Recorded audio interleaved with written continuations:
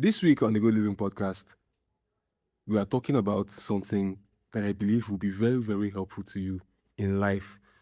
My wish, my plan is that by the time you're done with this episode, your interaction with other people will improve drastically. I believe I possess the ability to get along with people really well. I believe I make friends easily. And it is not some kind of talent, it is something that I studied for and I have fine-tuned over time. Last year, before I moved to Lagos, knowing that I was going to move to a new city, where I only know very few people and I would have to make my own way myself, I knew it was very, very important. In fact, I'm going to go back and give you the proper backstory of why I knew this was very important. Some of the things that I've learned over the years by reading or listening to podcasts and listening to people who are wiser than me.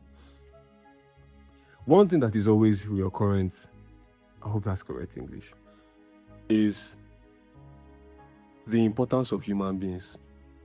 From a very young age, even in class, we learned something about natural resources in, I think, agric science in school. What is the most important resource in everything on this list now? He taught us that it was human resource, right? And that was the most important thing, and that stuck to me. And then growing older, I think last 2 years or so, I wanted to know what it takes to have a fulfilled life. What would it be? What kind of life would I live? Such that at the end of my life, I'll be like, satisfied. You know what, I can go now. And it is the quality of your relationships. When I first had a phone that could connect to the internet, I used to go on not Reddit, but some of these platforms where people would just be discussing things that look like Reddit. And one of the rabbit holes I go down was, for example, how does it feel to get shot? I used to ask what is that. How does it feel when you are dying? And also, what do people on their deathbed regret most? In terms of their regrets, it is mostly not doing the things that they wanted to do. At that point, when they ask them, so what do you care most about? What is the thing that you're most proud of at the end of your life? And you say, you know what, I did well there, I can die because of that. It is the people who fostered quality relationships, deep quality relationships. That is why I am huge on depth of connection.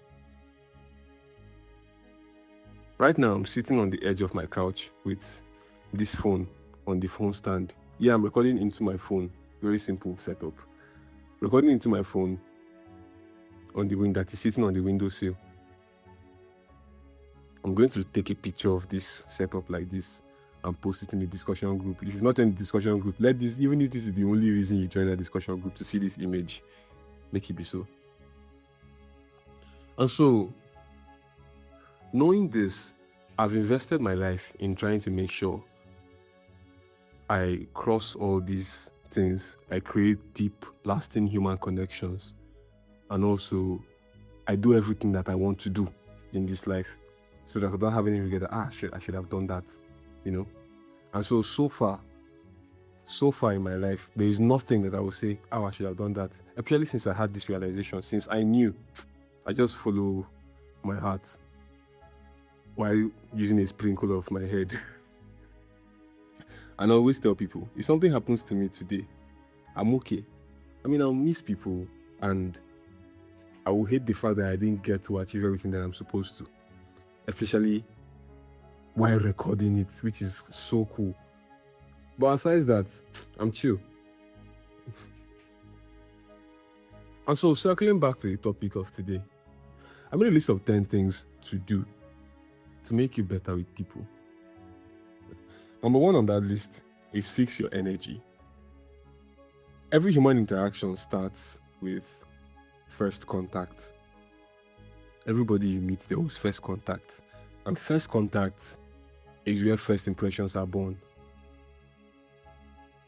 And you cannot give a positive first impression if you have a negative vibe. And so, if your energy is not right, by energy not being right, I'm talking about your mood, your state of being inside. If you're upset, or you're angry, or you're sad, or you feel some envy towards somebody, or there's some bitterness in you, if you're not in that uppity, giddy vibe, it's not best to approach people in that state. You have to be in an uppity, giddy vibe, a genuine one. It's not one that you just conjure up. But I'll get to the point where you can clear that. And so the first thing you do is to fix your energy. Make sure if you're meeting anybody for the first time, whatever it is that is worrying you, just let go of it. Try to focus on something positive. And gratitude is a great way to fix your energy. Once you start thinking of the reasons that you are grateful. One of the easiest ones for me is my legs. The fact that I have legs, I can stand upright. My full height is something that people can gauge. Imagine being 6'2" and you're relegated to a wheelchair. So you can't even embody that identity of being 6'2" anymore because you don't have legs. So my legs is one of the easiest things I'm grateful for. And then you can also add in your family, your friends, with the job that you have, even if you may not like it. Somehow I have this bias taking everybody in a 9 to 5 is unfulfilled. And I think that's not the case. So I always talk about the job as a negative thing. But that is something that... So just bring to the forefront of your mind things that you're grateful for. Keep them there and be excited about them. Sometimes even be excited about the future. These are the things that fix your energy. And so when you meet somebody in this vibe, you transmit it. Because energy is just there. It doesn't die. It just transforms. And so somebody who comes in contact with you can actually feed off your energy. Because no matter what the state was that they were in, they notice when they meet somebody with high positive energy. They might not notice, this guy's energy is good. They may not be able to articulate it like that. But their subconscious knows that there's something about this guy's energy that is dope. And it makes them want to be around you. Number 2, lead with value. Be the person that if people call you or see your call or interact with you, they get something out of it. And so compliments is one form of free value you can provide. In the book, How to Influence and Influence People, it says when you meet somebody for the first time, pay attention to them, especially before you have to interact with them. So if you know you're going to talk to this person at some point, watch them, pay attention to them. One of the goals of that is to find something about them that you genuinely like. Not fluffy compliment that don't mean anything, or you want to give a compliment just for the sake of it. Find something that you genuinely like, you genuinely find fascinating about them, and then tell them about it when you eventually have to interact with them. Somebody from across the room or somebody you want to approach. What is it that attracted you to them in the first place? If you can identify that, then that could be the basis of your compliment.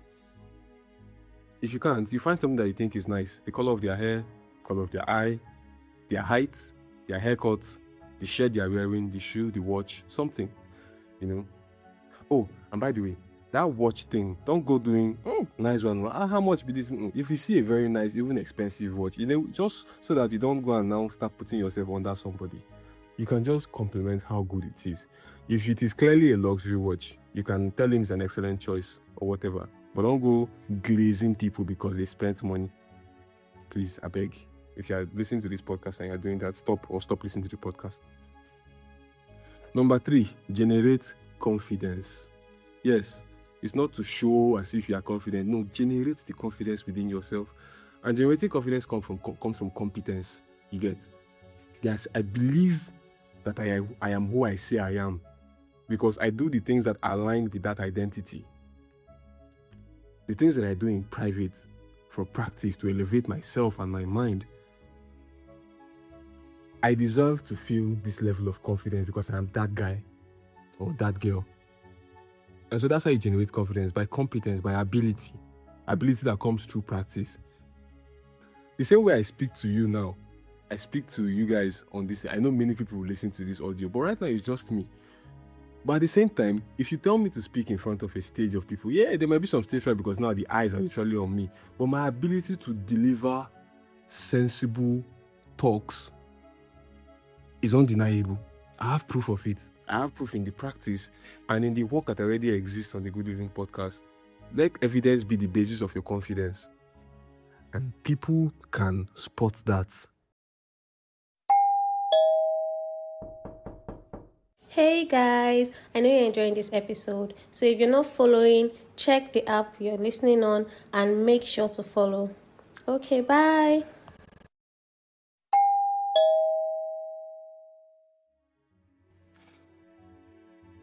Fourth one, see people. In parentheses, I put the word sonder, S-O-N-D-E-R, which is understanding that other people have lives that are as real and complex as yours. So when you sonder, you create empathy for people. It's easier for you to understand the complexity of someone else's life and get out of your own head and get out of your own shell from time to time. It means to really see people beyond the face and the feeling they generate for you. Look into how they talk and say the eye is the window to the soul. Look into their soul with their eyes sometimes. Don't be creepy, please. But see people is the whole idea. See people and sonder. It just generates empathy within you. Number 5, full honesty. In parentheses, in brackets, I wrote, let the energy flow. If a question is posed to you where you don't need to lie, please don't lie.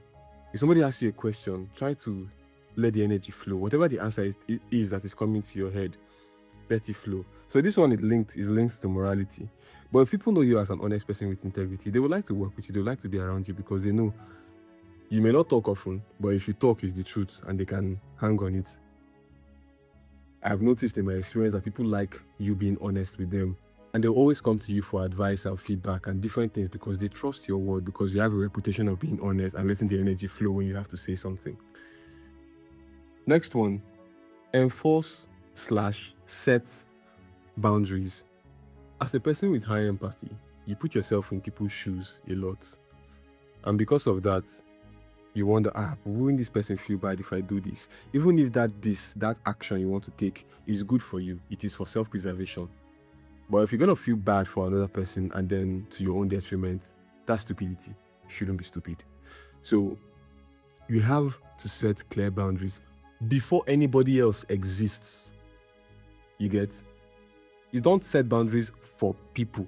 You set boundaries for yourself. And then when people now come, you interact with them, but when one is trying to violate the boundary, you slap them for wrist. We don't cross that line. You feel me?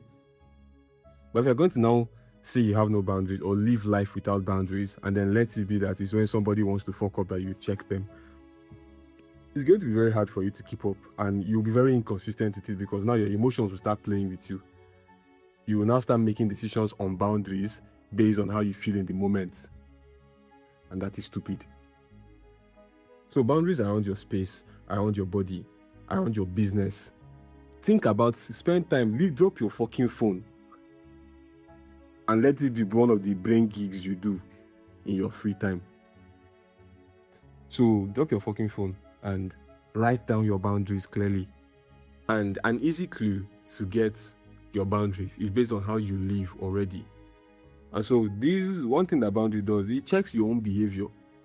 You know, I wouldn't go to somebody else's house and start barging into every room in their house because I wouldn't want you to do it to me.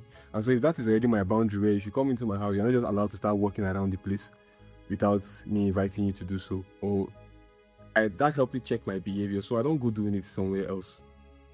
And so one of the reasons for boundaries is that one of the important reasons that you have to set boundaries outside of external influences is because it checks your own behavior and gives you a code of conduct.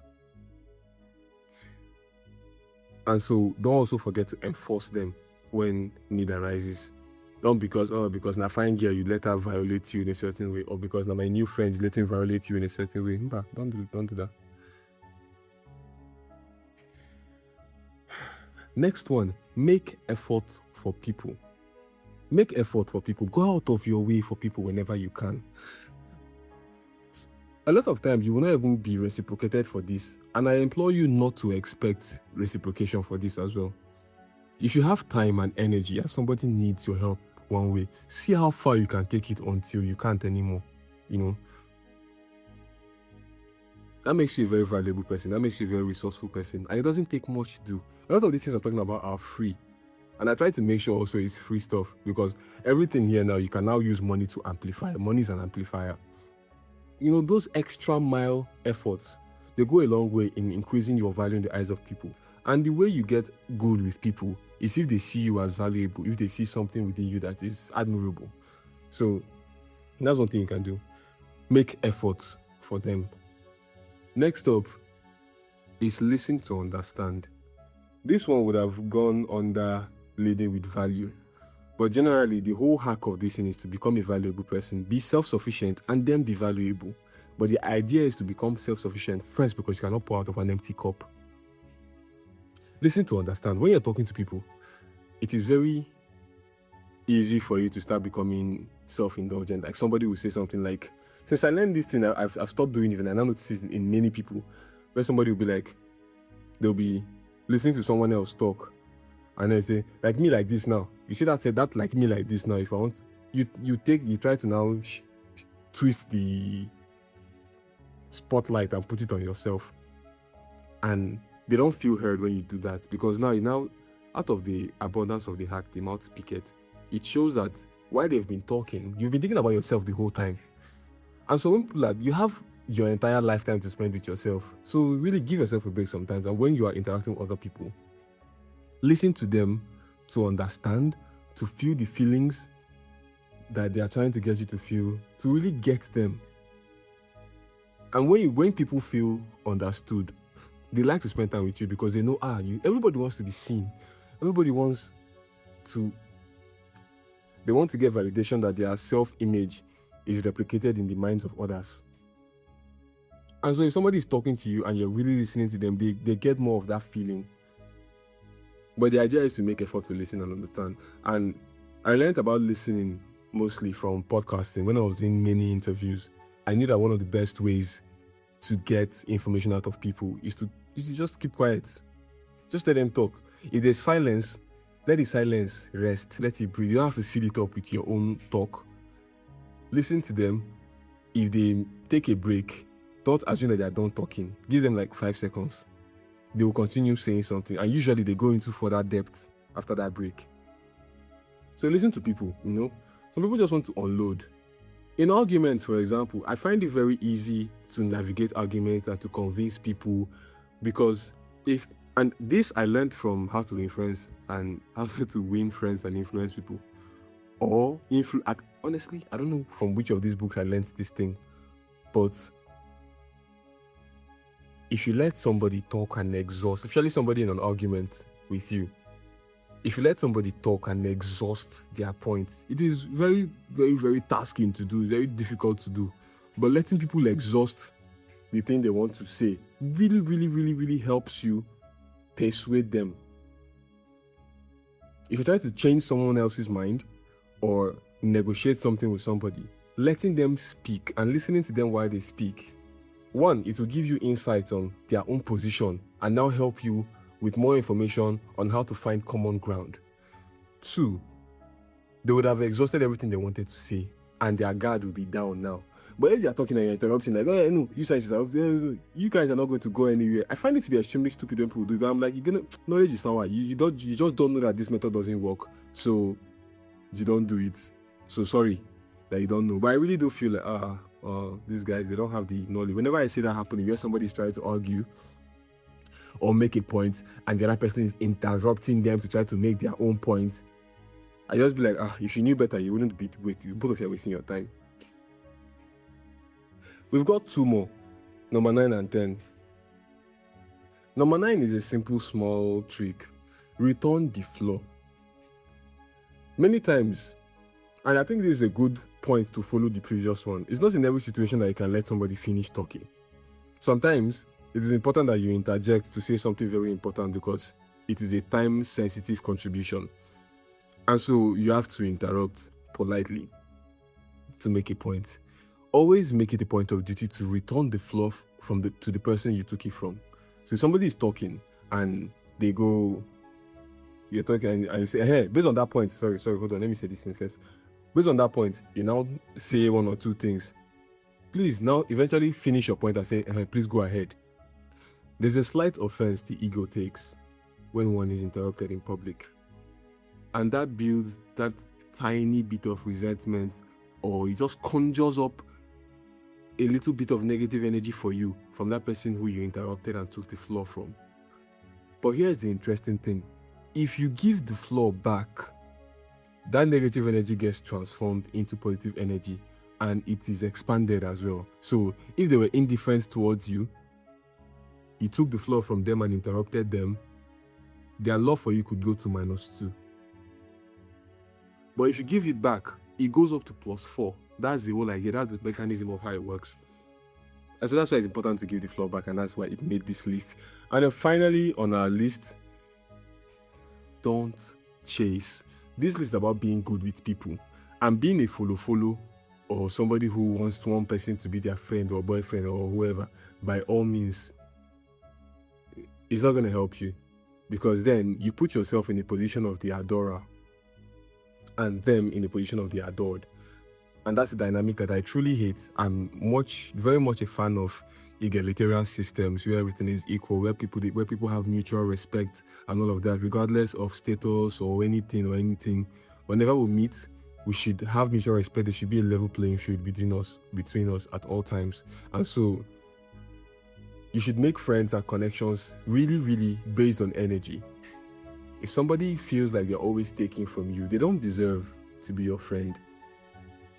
Being good to people, on face value, you can be nice to everybody, be respectful to everybody, regardless of their walk of life or whatever. But this one is very important in terms of people who you want to do long-term things with, long-term friendship or business partnerships and things like that. Because I believe if we are supposed to collaborate in any way, shape, or form in whatever kind of relationship we are about to have, upon first contact, we should both feel it. So if I contact you first and you are doing left, right, one kind with me, I'm going to let you be. And there is no malice. I may feel bad that they are forming for me, but it's very fluid. Those things, they fizzle out of my mind within seconds. And that's that.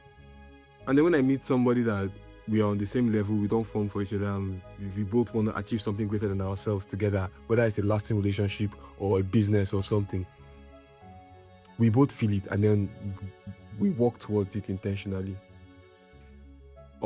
This podcast is longer than I thought it was going to be. In my mind, I was like, let us do a short episode. That's gonna have some value packed in it. But this is longer than I thought it was gonna be. If you have anything to add to this list that has worked for you, let us know in the discussion group. It is very important for everybody listening to this, and even for myself, to have more tips to work well with people. Human beings are the greatest resource. That includes you, that includes me, and everybody else on earth. So it is good that we accumulate as much of those valuable ones as we can. Thank you very much for listening to the Good Living Podcast. See you next week.